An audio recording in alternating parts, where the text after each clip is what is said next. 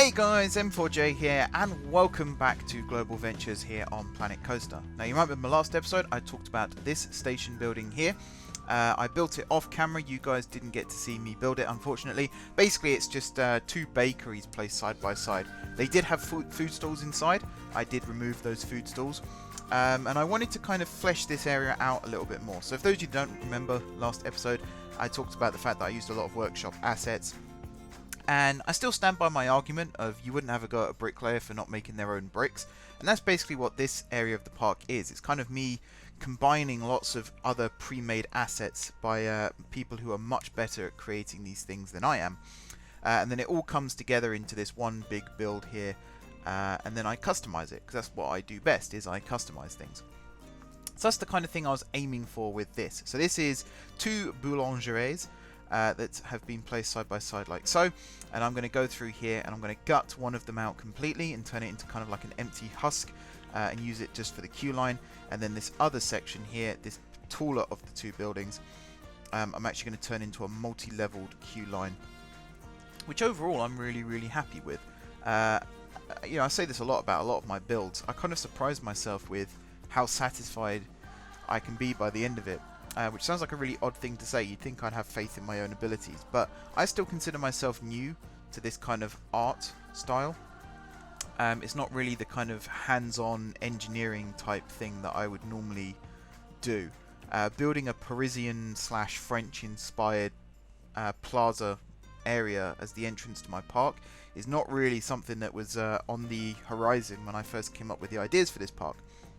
So actually getting the chance to build all of this, don't get me wrong, I'm enjoying it. I think it's a really nice challenge, but at the same time, I'm still trying to get my head around it, you know, and actually make sense of all of this. But it's fine. I'm enjoying it. That's the main thing. If I wasn't enjoying it, I wouldn't be doing it. Trust me. So you can see the signs on the fronts of the buildings there. Was it Bienvenue Promenade? I think I named it, which basically means Welcome Plaza or Welcome Promenade, or Promenade of Welcome.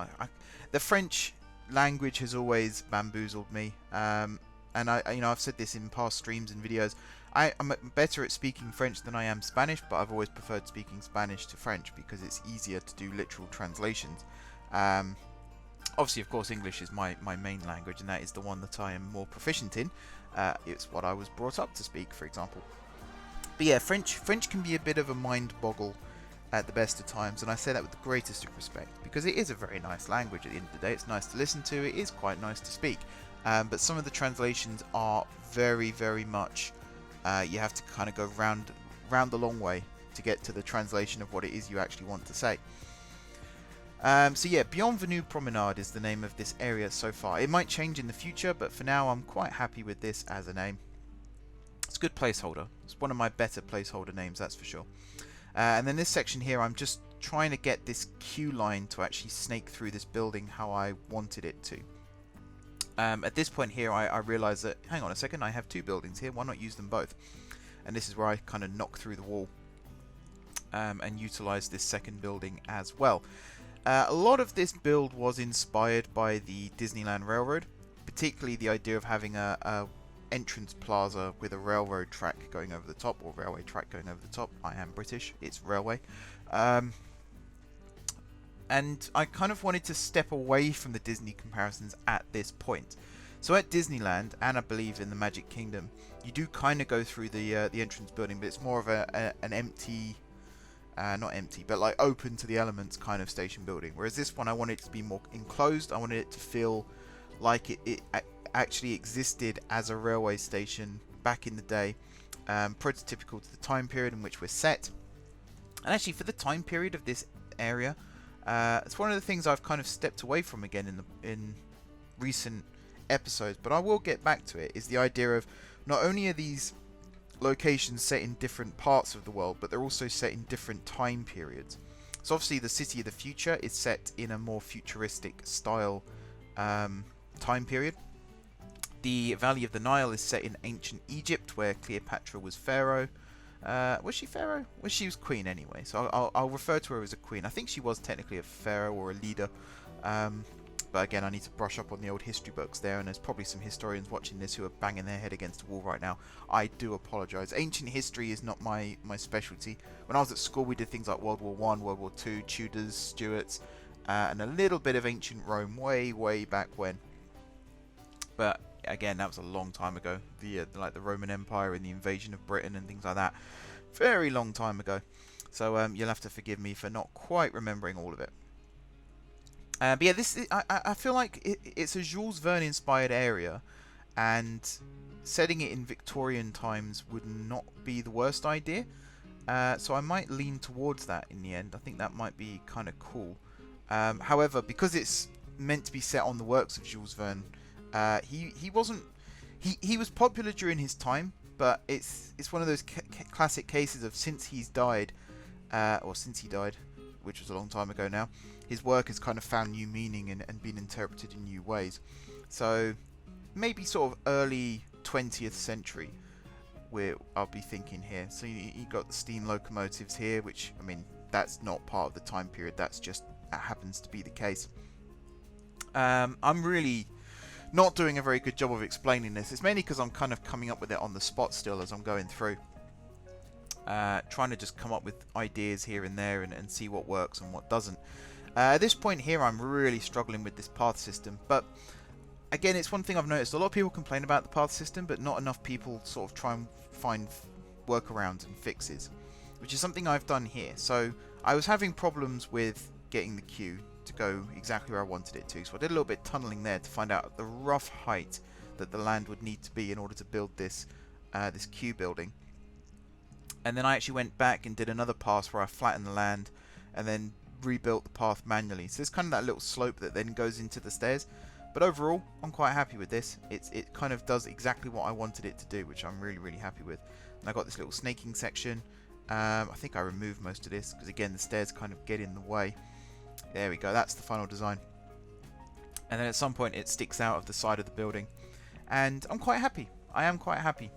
You'll see what I mean in a second with how this ends up being fully built. All the land here gets terraformed. It all gets changed. It's all very different to what you're seeing on the screen right now.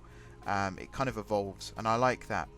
It's one of the things I've enjoyed about this park over the last few episodes is I'm kind of going off script a little bit more now. I'm improvising a little bit more. I'm flexing my creative muscles, which again is something that, as an ex-engineer, it's not really something I had the chance to do much when I was doing mechanical engineering, especially because it's kind of a strict rule set that you have to follow. You know, you can't bend physics. You know, you can't make things do movements and actions that they can't do. It's physically impossible. So to actually go into the artistic world and be able to experiment with these different ideas and what if I did this, what if I tried this instead, I really like it. I think it's very liberating. And I get it now. I do get it. I used to kind of look down on this kind of thing and wonder what on earth are these people talking about. But yeah, now I've kind of got a taste of it myself, and it's actually very easy to understand where people are coming from. They talk about creative freedom. It makes a massive difference when you're doing a project like this. If you try and build it very literally, then you will end up getting stuck. Whereas if you start improvising and experimenting and coming up with new ideas, you'll end up stumbling upon things that will just make it so much better. So this little thing here of this new entrance building, originally the queue was going to be entirely outside, but in real life, to get into a station these days, you normally have to go through some kind of building and some kind of shopping, like retail centre, which I'm not a huge fan of personally, but again, you know, capitalism and all that. But trying to recreate that in a old Parisian style. Obviously, you wouldn't have things like, I mean, my local station has a barber shop in it now, which is just insane when you try and think about that. We wouldn't have things to that extent, but what we would have here is, you know, ticket office, luggage storage and that kind of thing. You know, a proper waiting room kind of setup. But at the same time, it's a theme park and you've got to think about getting lots of people through this building at one time. So imagine that this station did exist as a railway station back in the day, and then over time it's been sort of converted. There's less luggage space than there used to be. You know, there's more room for passenger queuing. The ticket office has grown in size.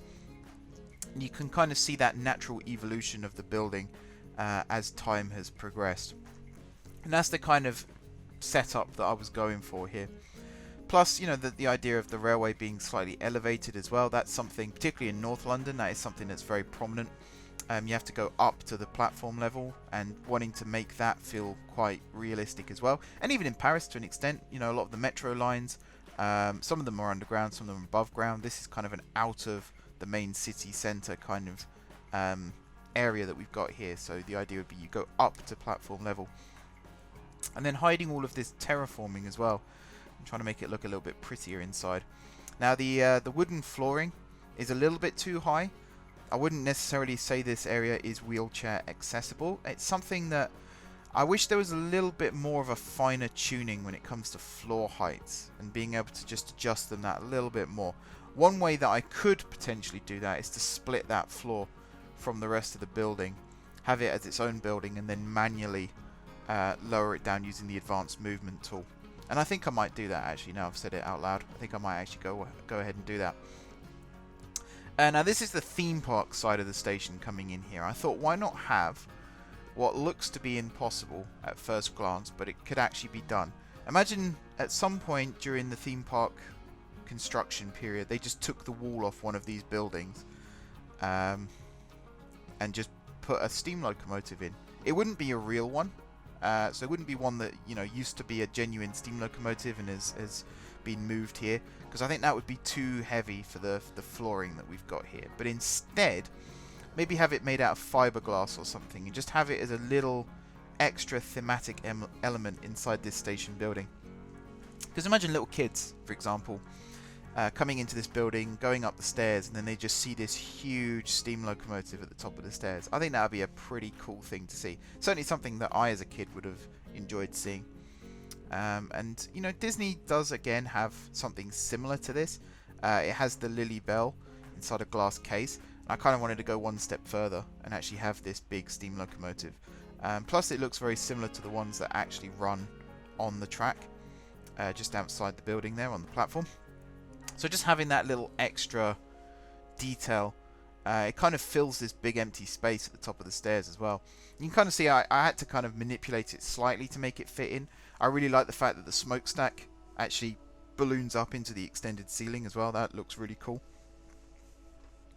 And then this little bit here, I'm just putting some railings in, because again, if you're queuing up, imagine this was the actual queue for the ticket office that's now been repurposed into the queue line for the actual station. So adding, you know, the little support structures and stuff like that as well.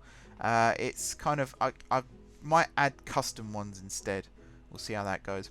At this point here, I was trying to build the ticket office underneath the stairs, because I wanted to fill that gap with something. I didn't want it to just be a boring kind of empty space. But in the end, I decided to extend the building out this way instead, and actually build the ticket office as part of the main building here. So again, I'm just deleting some walls, moving some pieces around, stuff like that. Nothing too exciting, but it just adds to that extra element of the building. It makes it look a lot nicer, a lot more realistic, which is something, you know, definitely going for with this series is realism. And just, yeah, the opportunity to kind of experiment with different ideas, see what works, see what doesn't work. Changing the grid size here as well, so I can fit this extra wall piece in. And I was considering the possibility of having staff members inside this building, but I might just go with animatronics instead and make them look like staff members. I haven't decided on that fully yet. I'm kind of torn on that idea, whether it'd be better just to have it as an empty ticket office, or whether it would look nicer to actually have it staffed and make it look a little bit more alive. Right now, genuinely don't know. Genuinely have no idea. Again, I'll experiment. Drop some comments down below if you have ideas for it as well, because I'm always interested in hearing what you guys think I should be doing. Because chances are your ideas will be better than mine anyway, so it's always nice to kind of get that idea and see what we can do with it. And then, yeah, just trying to get all this pathway in. You'll see me add some extra like luggage props and things like that, plus kind of experimenting with the entrance to the building and what it should look like. I was trying to make it kind of subtle and a bit discreet, but at the same time giving it a little bit of grandeur. So here, for example, adding these these roof tile elements. I think I just add the one in the end. Yeah. And you'll also notice that all of the signage around this area of the park will be written in French. Google Translate came in handy for that, although even then I think some of it might not be quite right. I don't know how literal Google Translate actually is, whether it just literally translates it word for word or if it actually, you know, makes it into a fully formed sentence. I don't know at this stage, and as I say, my knowledge of French is, I've forgotten most of it, in all honesty. So you never know, it might be accurate. Again, if there's any native French speakers out there, please do let me know in the comments if I've got it right or not, because I would rather get it right and not offend anybody if I can help it. And just accuracy adds to the thematic element as well. Here's me adding windows, just trying to make this building look a little bit more alive. You can imagine there'd be like office space. So whoever was in charge of the railway back in the day would have their own little office space in this raised bit here, and then that gets repurposed into the queue line for the Somerset Railroad, which I think is going to be renamed. I think they're all going to be, all the transport links are going to be renamed to match kind of the global theme of the park. So Global Skyway sounds like a good name to an extent, but it also sounds a bit too generic for my liking. So I might tweak that. And these awnings were a pain. Some of them it seemed to fit fine, and some of them it just seemed to be a bit more difficult to actually make them fit. So I don't really know what was going on with this. Particularly these windows here. You can kind of see that the awning is away from the wall, and then as I slide it into place, the window sticks through the top. So I had to lift it right up like that. So it kind of gets embedded into the roof a little bit more. But hey ho, it is what it is. And then this point here I realised that these walls here are a little bit too low, so I had to kind of lift them back up. And kind of complete this little setup of the building here.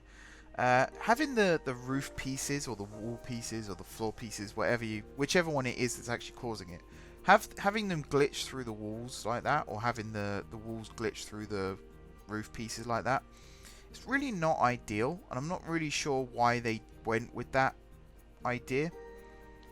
Because I guess the fact that the roof pieces have to fill a tile, but then if you have a wall piece as well, I feel like it shouldn't just glitch out like that. There should be some kind of system in place that recognizes that they're combining together and kind of make a seamless transition between the two.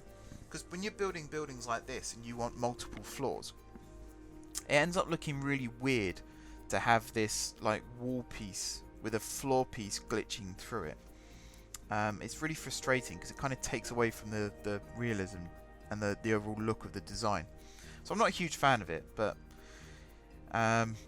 it's very easy for me to sit here and say, you know, this needs to be fixed, this needs to be changed, but I know it's not as easy as that, and there's probably a very valid reason as to why it is that. I've probably already explained it, really, to be honest, because the roof pieces have to fill a tile, particularly if you've got multiple roof pieces next to each other and there's a gap between each one of them. Maybe that would be the point where it needs to realise that there's a roof piece next to a roof piece, and then it fills the gap itself. I don't know. Other games have that kind of system, but I can kind of again understand why it might not be quite as easy to integrate into the game. Anyway, yes, luggage. So this is me just putting in some luggage, like baggage cart and some luggage on top. I kind of wanted to go with the M4J colours, even if it's just for the trolley. It's like a nice little Easter egg and a reference to the fact that, you know, this is my project. You know, I'm very proud of this project. Colouring these suitcases, that looked a little bit too, the green and the black looked a little bit too Art Nouveau for me, so I just reworked it a little bit there. And then yeah, just stick the cases on top of the baggage cart like so, and it's all looking a lot nicer now. And as you know, as I said, it adds some flavour to this area. It makes it look a little bit more filled in and thought about.